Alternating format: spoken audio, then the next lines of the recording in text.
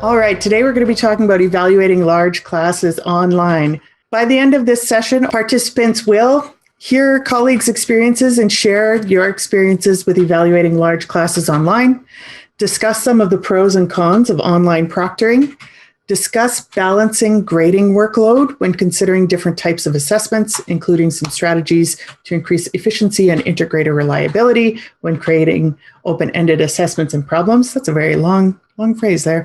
And discuss strategies to minimize academic integrity fractions and some of the realities facing instructors with online teaching.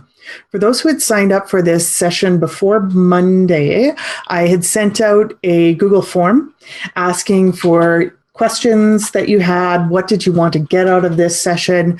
These 4 points are taking those ideas that people submitted and distilling them down. So this is what was asked for, and I'm hoping that you will find it useful. To orient you to how I'm going to talk about this, I do like to differentiate the words assessment and evaluation. So in my world, the word assessment is anytime you engage students with content to get some sort of feedback, whether that feedback be a grade or feedback be written or feedback be deciding whether or not they've, feedback being showing you how well they're understanding the content. Within that, there is both graded and non-graded assessment. And today we're going to talk about graded assessment, which is also called evaluation. So when I'm using the term evaluation, I'm specifically talking about graded assessments. If I use the term assessment, I could be talking about both. And if I'm talking about non-graded assessments, I'll typically use the word formative assessment. That's not the focus of this presentation.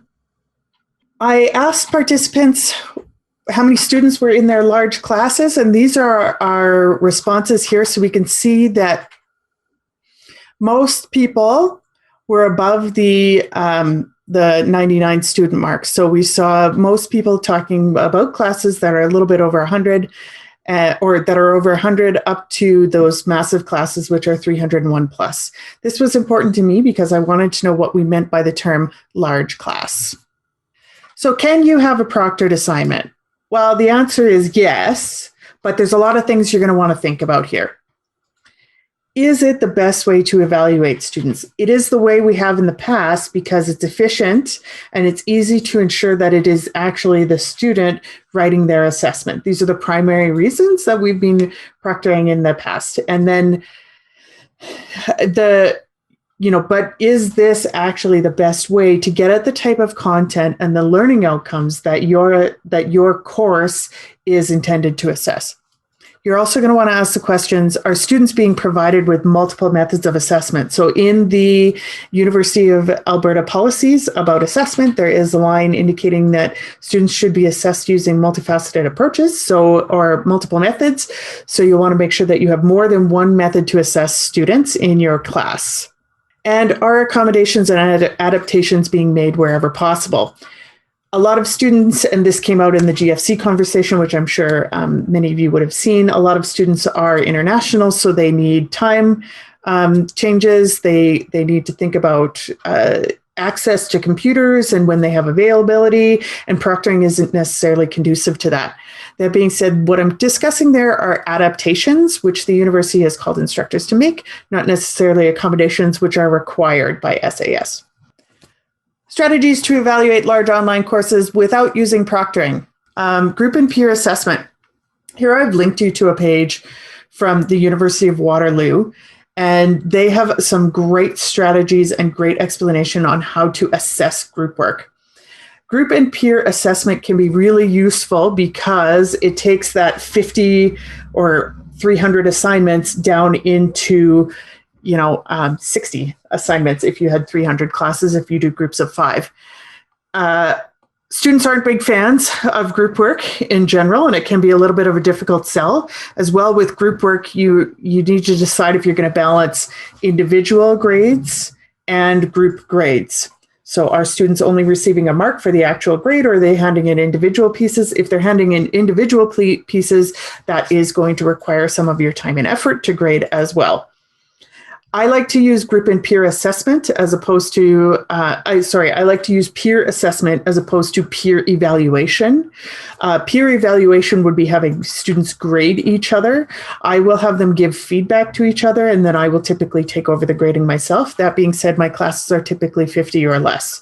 So the reason that I tend to shy away from peer evaluation is because in the instructor is ultimately responsible for the grade that is assigned to the student. If I am going to go with peer evaluation, I need to be confident in all of those grades in assigning them. Otherwise, they're too open to student appeal.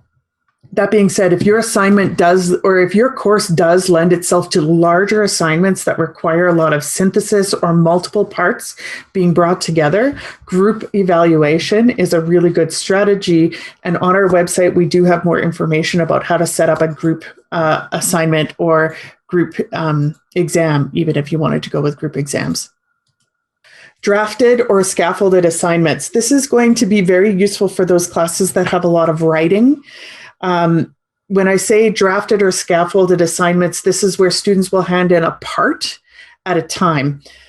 So they might hand in their introduction and then their body and introduction and then their conclusion, and they get feedback along these points all of the time. Or you can grade the parts individually so that they can put them together for one large assignment.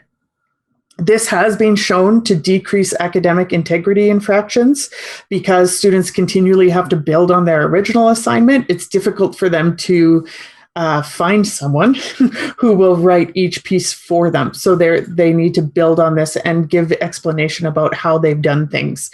I like to build these types of assignments with peer assessment. So I actually use a peer review table, and this came from Kathy when I was doing my peer review for one of my a paper that I was submitting to an academic journal. And I take that table anytime I submit a publication, and I make comments about this is what the reviewers asked, this is how I address them. And I give students the exact same table. And I say, tell me, what did your peers say? How did you address this? So I don't need to review every iteration of the paper. I look at the paper at the end, and I look at the peer review comments to that point. This link will take you to a podcast that talks about responding to writing effectively and efficiently. I know that large courses that have in the past had a lot of writing, that can take a lot of time to grade. Roger Graves gives some really good strategies about being effective and efficient in the way you grade writing. Portfolios or blogs or journals are a good strategy for bringing together a collection of assignments to grade. I've seen this used in science classes. I've seen this used in writing classes. I've seen it used in art classes. But what you'll often see people do here is have students build a portfolio of assessment on different learning outcomes or different assignments or different topics, depending on what you're grading. So if I were looking at this from a learning outcome perspective, I have students take, or a unit perspective, I have students take small quizzes throughout the year that are graded, but their grade is not taken into an account. At the end of the year, they can tell me how those grades line up, and I go through and regrade any assignments that I need to regrade, or simply take those marks and say, okay, this is your grade on that unit or that learning outcome. I've also seen people use portfolios in the form of like a gamified model where students have to answer so many questions on each outcome or topic when they submit it. And they'll submit that to me as an instructor. The questions are typically very high level because they're questions they can do at home. And they will be as individualized as possible. So I'll typically randomize them, which means there will be groups that have similar assignments, but hopefully they'll be distributed enough.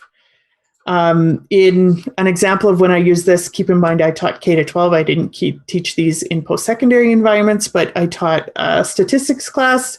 And so I had all these different scenarios that students could use to interpret a set of statistics. They would have to interpret it, and I would ask them a few written questions at the end, but most of the responses were problem solving. They had to show me their steps and what they did.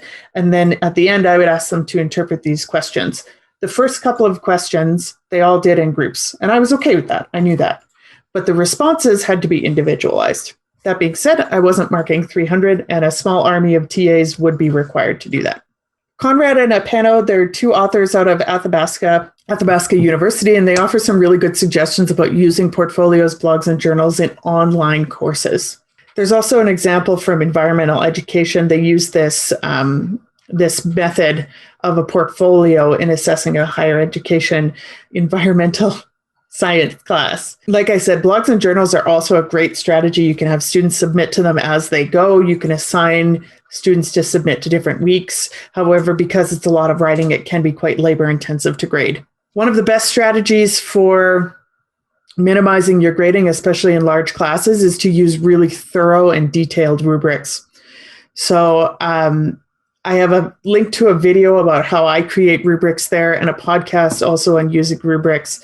So I find that the better a rubric is designed and the more thorough it is in its description, the faster I'll be able to grade an assignment and the more reliable I am and the more precise I am. So students will tend to be around the same point if I grade it or if somebody else grades it, using a really thorough rubric. These can take some time to write, but they can make your life a lot easier when it comes to grading, especially if you have a large grading team.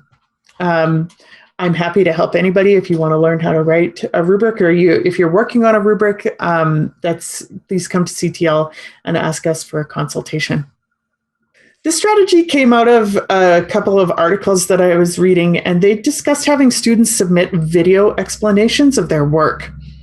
And then they randomly reviewed students' videos at least once. This was from I want to say computing science journal that I read this in, where they had students solve problems and they would have to submit a video of them explaining how they solved the problem and what they did along with the assignment. The assignment itself was graded, and then the videos were randomly viewed and graded. That does sound quite a bit of work, but you're still asking students to be more accountable about their explanations there and accountable about showing that they do know what they're talking about when they go into these. I would recommend incorporating opportunities for formative assessment. So these are places that you give students feedback, or they get feedback based on how they're scoring, that doesn't necessarily contribute to a grade. In large online classes, one of the easiest ways to do this is through quizzes that don't need eyes. One instructor called it eyes and brains grading. So it doesn't actually require you to sit down and grade the work. However, writing those types of automatic response and multiple choice questions can be quite difficult and can take a lot of time. So you need to, it depends on how your class is assessed. I like to include specific points for self-assessment that are both content specific. So for example, if I'm using Pear Deck, I'll put in a multiple choice question to test how students are doing. And I like to include metacognitive points where I can say to students, how confident do you feel in your understanding of this topic? And they have to reflect on how well they understand the topic, and that can tell me whether or not we're ready to move on. Having these types of strategies within your course isn't necessarily related to your course grading, but it can eliminate that need for students constantly wanting personal feedback from the instructor, because it gives them a chance for that wide feedback and a point to reflect. So Becker et al., and this is from business, they talk about the fraud triangle. They apply this to cheating, and they talk about the reasons why students cheat. 3 things: incentive or pressure. For the most part, this is grades. Students want that grade, or they're experiencing a lot of pressure to do well. They can rationalize it. They can come up with reasons for why cheating makes sense. These two exist just as often in our traditional face-to-face classes as they do in a remote setting.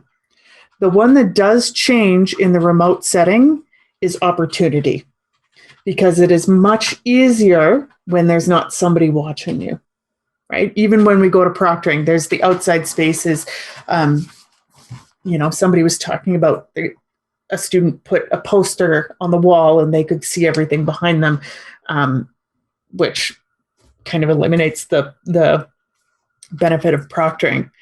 So when students are going to cheat, these are the three things that we're looking at.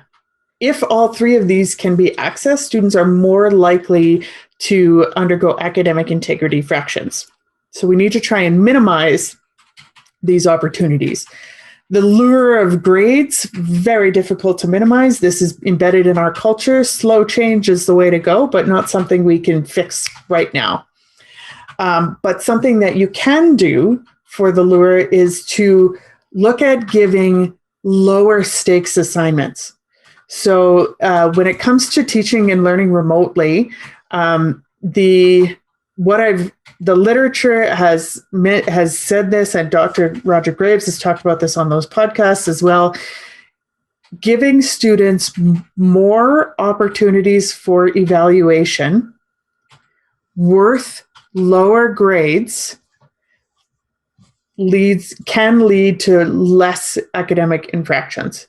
So giving very, very high stakes assignments, very, very significant weighting, is much more likely to cause a student to cheat, because the incentive and the pressure is much higher. It's easier for them to rationalize this. So one of the key points to take away when you're working with really large classes is evaluate students more often on small things. Give assignments that are less risk. So should you choose to continue with the exam method, and some people were asking this, can I still give exams even if I'm not proctoring? There are ways that you can give exams without proctoring and still lower, you can never fully eliminate, but lower the chances of academic integrity fractions. One of those ways is taking large exams and breaking them up into small exams throughout the semester. So instead of having a midterm worth 30%, you have 3 small 10% exams, or even better, 5 small exams with 6% each. If you're starting to get 2% or less, students begin to rationalize about whether or not that's worth their time. So they start to make decisions about what they're going to do and what they're not going to do. I try to stick around the 5 to 10% mark for small assignments. As I mentioned, people were asking about giving quizzes in non-proctored environments. You could certainly do this, and you could do this using multiple choice as well. You could do it using automatic response questions, but there are some things you're going to want to think about. First of all, it's recommended that you change at least 30% of your questions each term. This means you have to have a very, very large bank of questions, or you are continually writing exam questions, which, to write a good multiple choice exam question for this type of exam can take a lot of time and effort.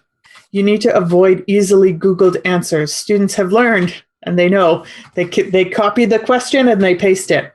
A study that I read showed that students who wrote exams using bank questions, so exam bank questions, were more likely to be successful cheating than those who had written questions from the exam bank that were altered.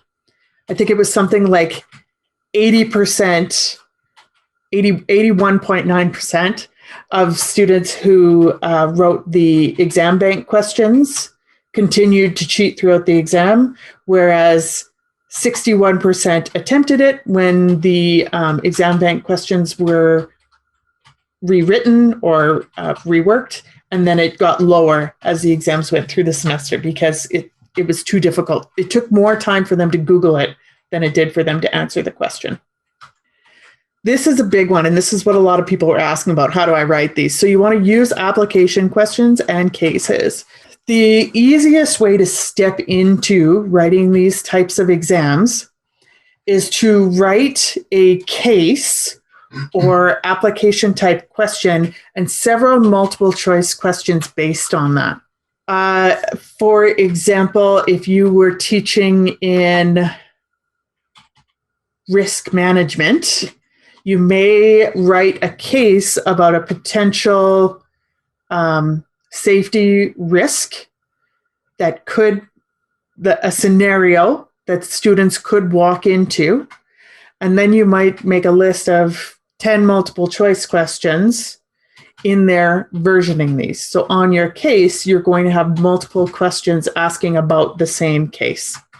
Case questions can be tricky to write at first. I often encourage people to look at interview style questions, because interviews, especially in specific subject areas, tend to ask scenario-based questions already.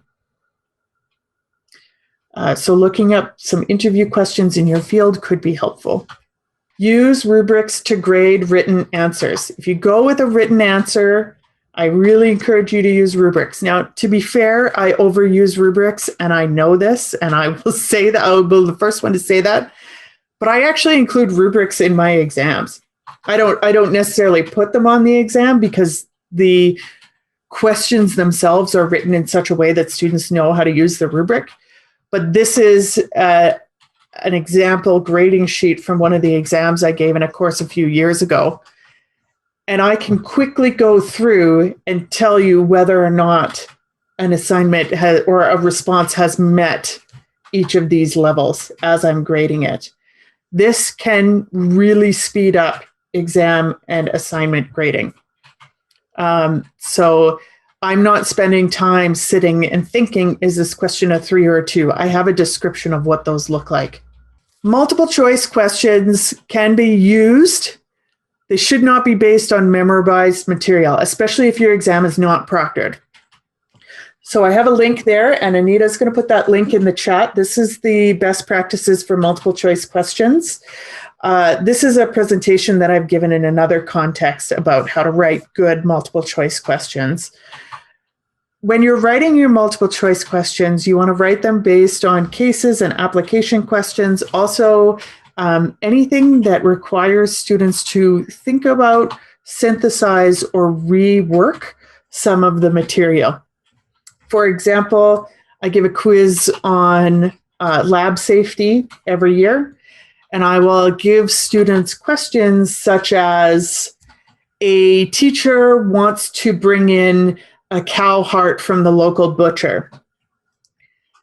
If they're going to do this, which of these is the first thing they should consider? And then I'll give a few responses. And that example of a cow heart is not actually located in their lab safety manual anywhere. But in the lab safety manual, it talks about you shouldn't be bringing in materials that aren't vetted and run through a scientific company, a company that runs science and dissection materials. So I've asked them to apply that knowledge to make a decision about whether or not this can happen.